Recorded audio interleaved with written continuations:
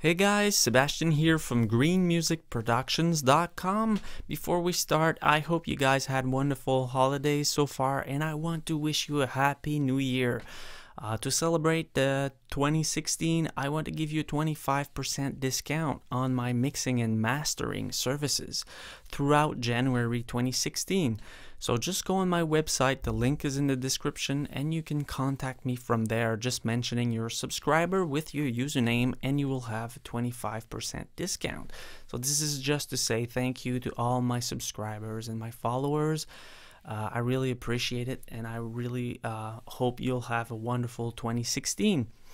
So today I want to talk about 3 different ways to use EQs, or 3 reasons to use EQs. So I made some compression videos, and I think that EQing is such an important part of the mix, probably even more than compression. So I hope this will be useful. It's a simple video, but still I think this is really important to understand and master. So let's start with seeing how the default EQ in Cubase works. I'm going to be using the mixer EQ. You can open the mixer by pressing F3 as usual. And if you don't see that field here, you can click on this button on the left and enable the equalizer curve. This is really useful because you see if there's an EQ there, what it looks like, and if you click on it, it will enlarge.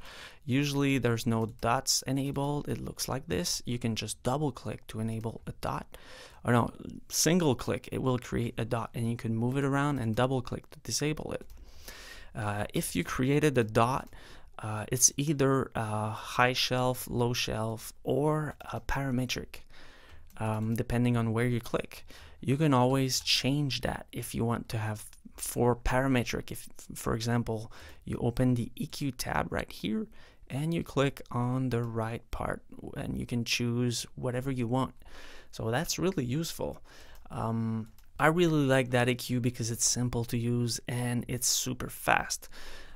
So the first way to use the EQ would be to tone shape. So to change the sound of the source, to try to make it better if you want, or achieve a certain tone by tweaking EQs. So first, let's listen to the final mix that we have here. Well, it's not final, but I mean the mixed vocals, and then we'll be able to work on the dry vocal. You know that feeling when your heart is pumping and your mind is open, you're flying. You come closer to the sound system, your body's moving, you're flying.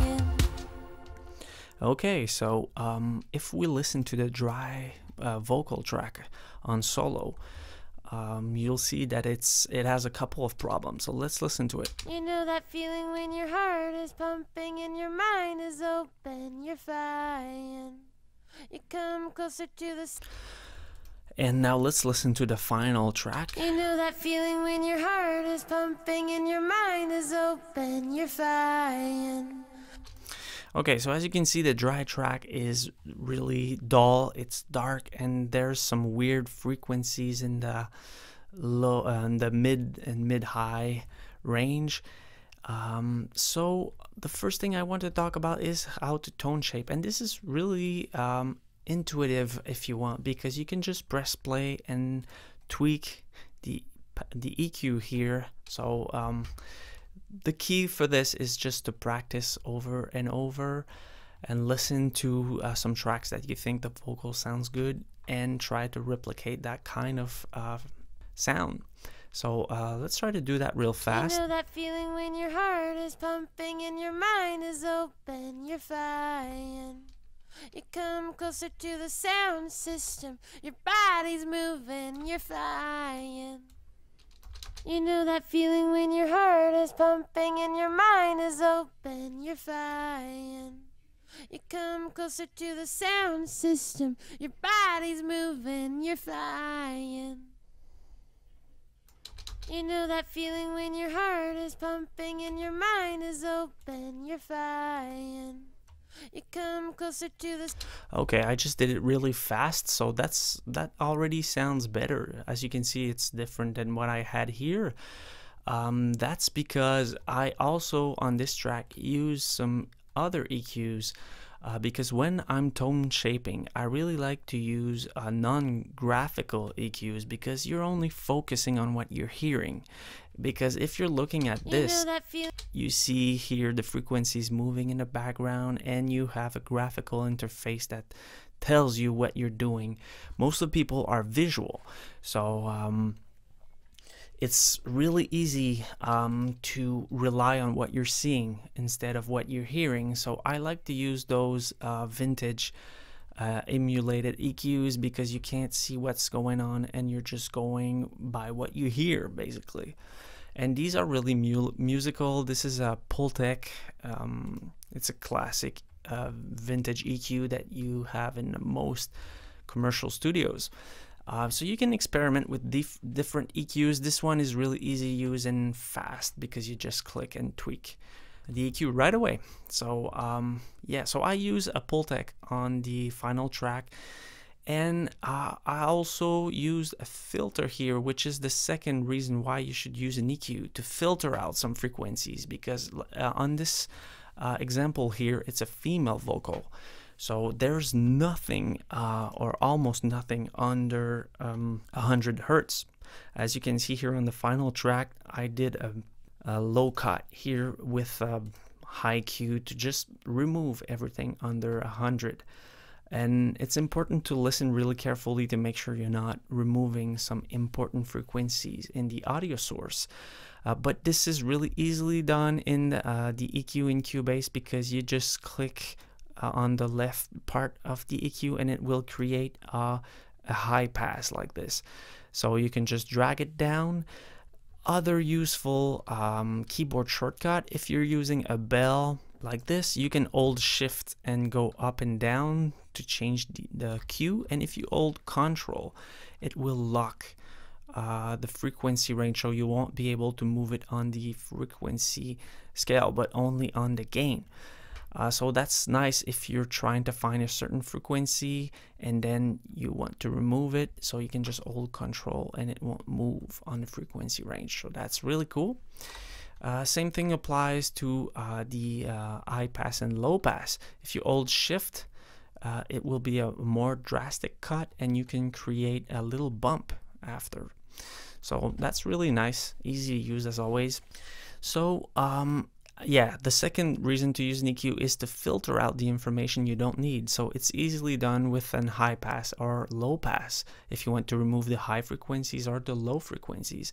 And this is somewhat important because there might be some rumble or some noises that you don't hear, but that are there. And if you add all the tracks in your session that have rumble, it might create some noises you don't want in your mix. So it's really easy to remove that.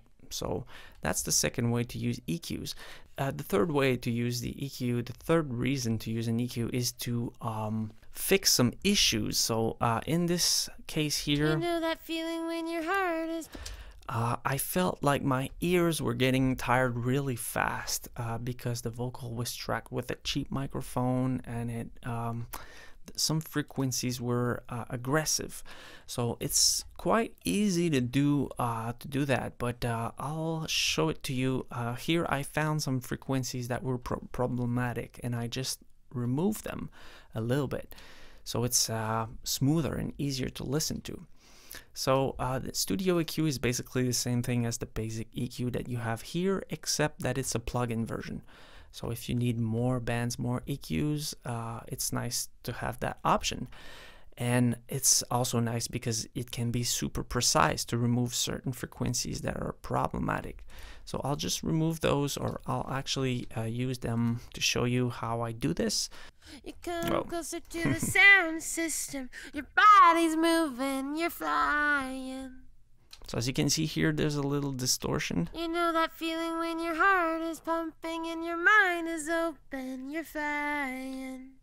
You come closer to the...